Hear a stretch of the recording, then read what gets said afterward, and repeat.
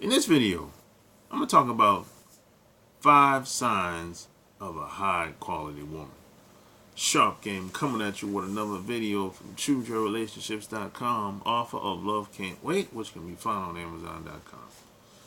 So this is a question that I got from a long time listener, and he just wanted to know some signs of high quality women, and which is a good question. And some of this can be subjective because this is how I get down. What one man likes, what one man is attracted to, could be different from another man. So this is subjective. This is how I get down. This is how I roll. Now, if somebody else might tell you something different, you might read something different, that's cool. But this is how I get down. This is how the question was brought upon to me.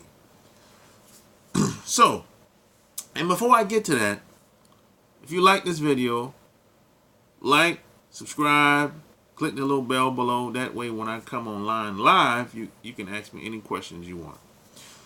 So hey, one of the first things I look for in a woman, I don't really necessarily look for it, but it's going to come up after a while.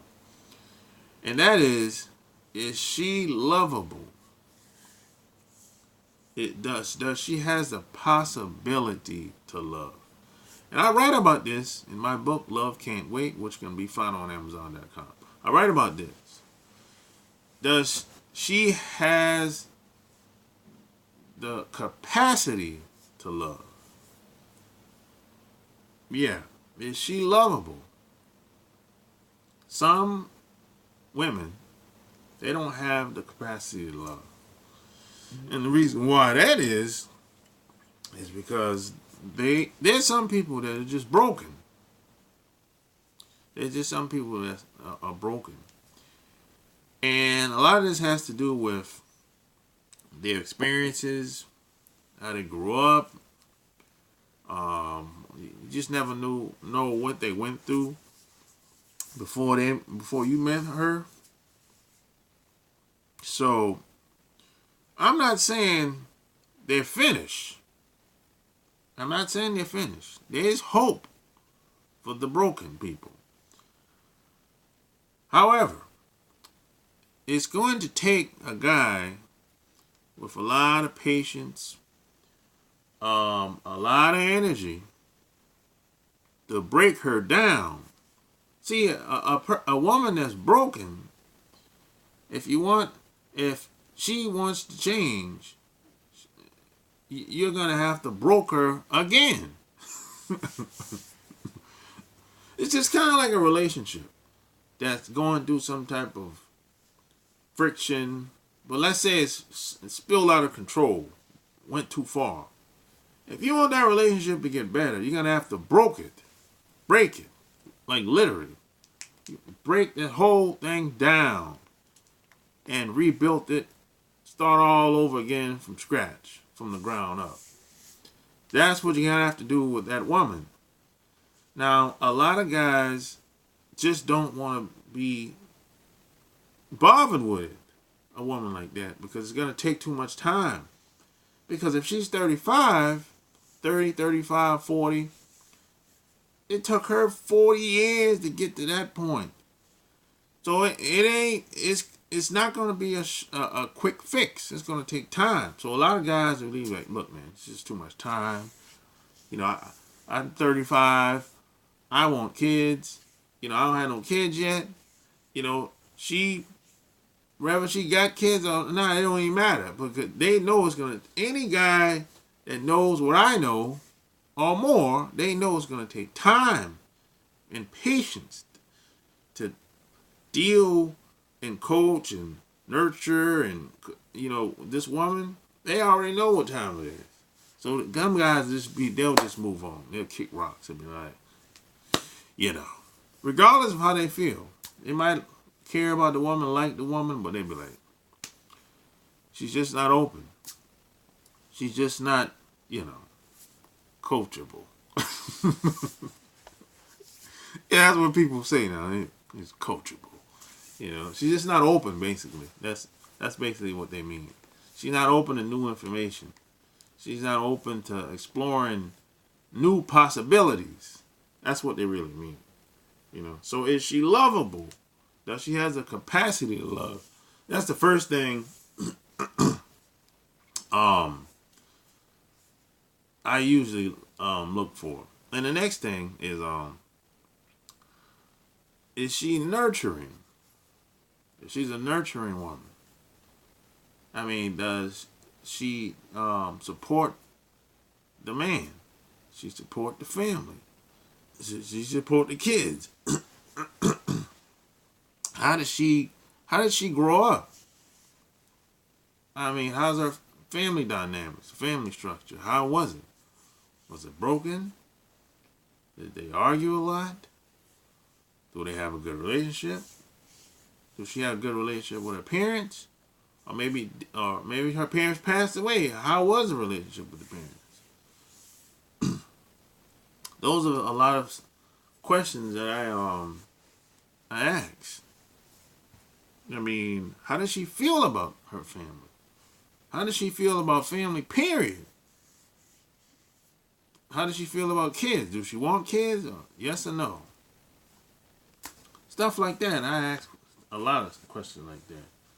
I mean, I don't ask the lame, the same lame question. People, where do you see yourself 5 to 10 years from now? That's like an interview question. That's lame. This ain't no damn interview. A lot of women, a lot of people ask questions like that. They think they're at the job. They be like, oh, where do you see yourself 5, 10 years from now? Yeah, okay, whatever. So, that's just some things that because family is very important to me. Family is very important to me. But does she know how to support the man? She might not know how to. Like I'm gonna say most things have to be learned. Like social skills have to be learned. A lot of people have bad social skills. Oh man. Just relationships in general. I think most people are bad at it. Just keeping in contact with people. People are bad, very bad at it. And I'm guilty of this too. Keeping in contact with people. I'm guilty for this. I think everybody's guilty for this. I think most people are. Especially if you're working class. We're bad at this. See, working class people will go to work, and at the end of the day, they'll go home. See you later. Or see you when I come back to the job. That's it. Their job is, and their personal life is separate. They don't want it to intertwine. That's most working class people. And there's a logical reason for that. Because most people are messy. That's why most people like it separate. And the way these companies are structured, it's just too much structure. And people are, unfortunately, stressed. So, that's just, it is what it is. But how does she see friendships? Because there's some women some people really, they don't see the value of friendships. Friendships, a friend to them is somebody they go hang out with at the bar. Or somebody they call up when it's time to go party or something like that. Or when it's time for them to do something. That's it. That's a hangout buddy. That's all that is. That's just an associate. A hangout buddy. That ain't no friend. A friend is somebody that got your back when you were at your lowest of lows. That got your back when you have hard times, difficult times. Give you some, maybe he'll give you some advice, give you a hug. That's a friendship. A friendship is something that is built over time. Doesn't happen overnight. You know, a friendship. If you look at the word itself, you got two people coming together, and you're supposed to be going somewhere, like a vessel. Same as a relationship. A friendship can be an extension of a relationship. It can. I mean, the only difference is you throw relationship, you throw sex into the equation. You know, but sometimes you can throw sex in the equation with a friendship too. But a relationship, you take it to the next level because it can be marriage included, and investments included, all that stuff. So a relationship is next level versus a friendship. I think you understand what I'm talking about. So yeah. So how does she see it? Does she see friendship is to see the quality of our lives is based on the relationships and friendships that we make. But how does she see it? See, some women, they don't really see friendships or relationships. They don't really think it's any value there. They just think where it's like, hey, I see you when I see you. They just focus on the man only. The man is supposed to basically do everything. And she's supposed to do very little. There's a lot of women that's like that. The man is the center of her world. Yeah. And what her man can't do, that's when that's when the tension starts. Because she's under the assumption that the man's supposed to do everything. But that doesn't make any sense. That's a very irrational, illogical way of thinking, which is not uncommon for most women. Now, what most women don't understand is it takes a village. One person cannot do everything. One man cannot do everything to bring whatever desires and dreams a woman wants. It's impossible. One person can't do everything. And see, this is what a lot of women they don't understand this. They think that, okay, if I get married to this guy, he's supposed to fulfill all my dreams and aspirations and fantasies and fetishes and all that stuff. No. It doesn't work like that. See, they think like this before they get married or before they move in with a guy. And when they get married or get involved with the guy, then reality sets in. Then they be like, oh, this guy can't really do all that stuff that I wanted. But no, he couldn't do it in the beginning, before that. But this is how she was thinking. She wasn't thinking in the right state of mind. When reality sets in, a lot of people will be like, man, I want to get out of here. I ain't signed up for all this. So, hey, you just have to be aware of this. You have to be 2 to 5 steps ahead of most people. You have to think for them because they're not thinking like this. They're thinking everything is all good. The stomach is feeling good and they're feeling good inside. And ooh yeah, man. Oh, it feels good, man. It feels good inside. But you can't be doing that all the time. You got to be on your game. You can't be acting like a woman around here. Be getting caught up in all your feelings. No, you can't afford to be doing that. Oh, yeah, it's good to have a good time. But you can't get so caught up in your feelings where you ignore what's really going on in your environment. You can't afford to be doing that. Because I don't know if you figured out yet, but as a man in this society, we don't get no slaps on the wrist. We have if we make a wrong move, we got to pay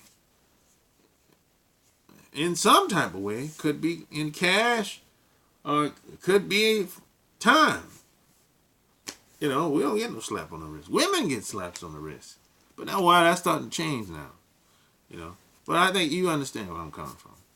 So these are just a few things that I look for, man. And last thing I would say is how's she in the sack? Well, how is it? Is she lazy?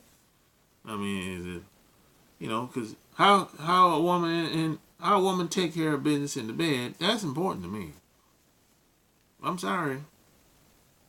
Yeah, that's important to me. Is she submissive? Do I have to battle? And a lot of this battling takes place even before the bedroom. Which brings me to my next point. Is she, am I battling with her all the time? Or is she open to what I say? Is my word strong? Does she trust my words? Or am I battling? I have to battle in the house and outside? No, I'm not doing that. And a lot of this has to do with being in the bedroom, too. It's like, you can't have one without the other. If she's confrontational outside the bedroom, she's not going to be submissive in the bedroom. No. It's either or. It's all or nothing. Well, these are just some things. These are some signs that I look for.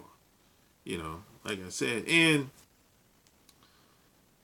when it comes to finances, income, money making, is because I'm the type of guy.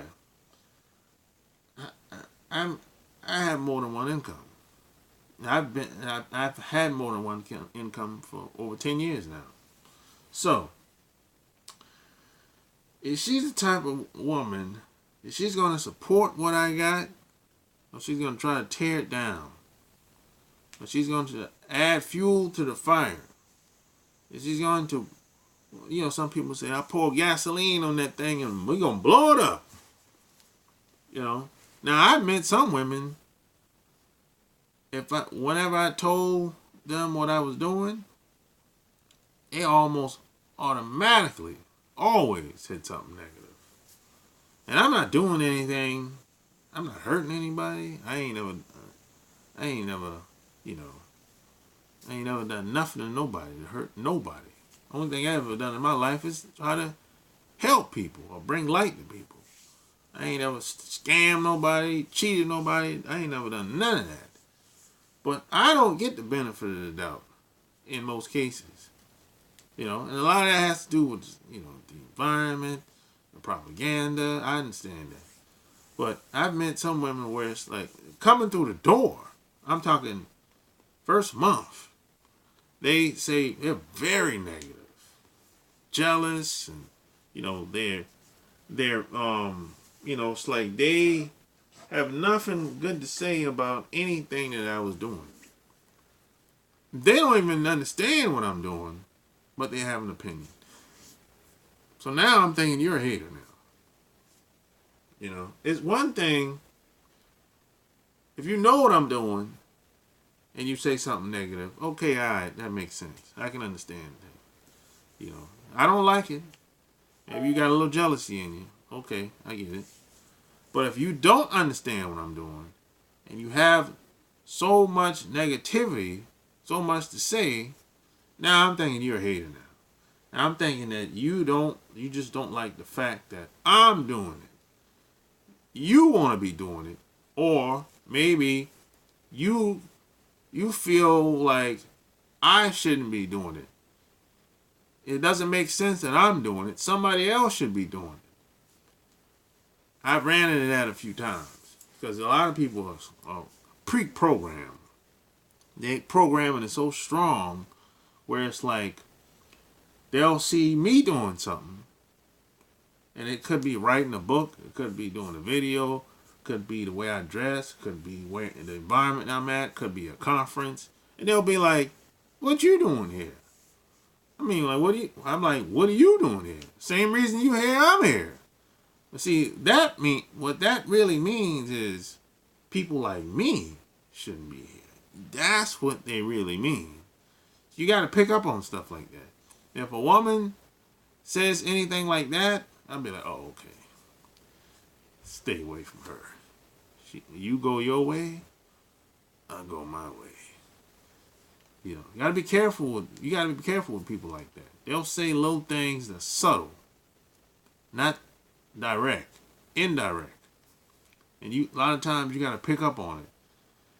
But a lot of times, a reason why I pick up on a lot of it because I know where they're from, which tells me more than likely how they were raised.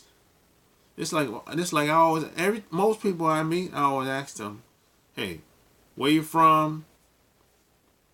How long you been here?" Because that's going to give me an idea how you were raised, how you get down, and I know how old they are and whatever, how long they've been living there. That's going to tell me a lot right there. Because if you from New York City, I'll be like, "Okay, how long you been here in Atlanta?" "Been here for 5 years." "Okay, so I already pretty much know, you live in that fast life. More than likely, you came down here. This is cheaper. The prices, they ran you out of there. The prices ran you out of there." "Yeah, I know." Or if I meet this girl, she said, "Hey, I'm from Japan. So how long you been here?" "I've been here for 2 years." I said, "Oh, well, how'd you manage to be here?" "On my job." "Oh, so you came out of college, straight to here. You got a job." So I said, "Oh, you going back?" Because they usually give them 2-year visa. After 2 years, you get the option to re-up or go back. So she's still here after 2 years. So 9 times out of 10, she like it. So more likely she's gonna be wilding. If she coming from Tokyo to Atlanta, if she don't want to leave, she's probably wilding. Especially if she's a girl that, if she's straight out of college, okay, I'll give her the benefit of the doubt. She might be 23, 24, or whatever. Okay. But if she's 35 and she's been here for a while, she's probably wild enough. Single, no kids, probably never been married. She's probably wilding. She's probably buck wilding out here.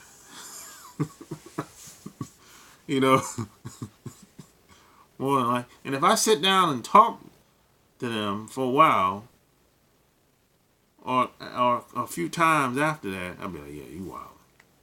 Because people will tell you who they are if you sit back and listen and pay attention long enough. So hey, if you like this video, give me a like, share it, subscribe, click the little bell below, and that way when I come online, you won't miss out, and you get to ask me any questions that you want. So hey, what are some signs that you look for in a woman? Leave your comments below. Until next time, I'm out. Peace!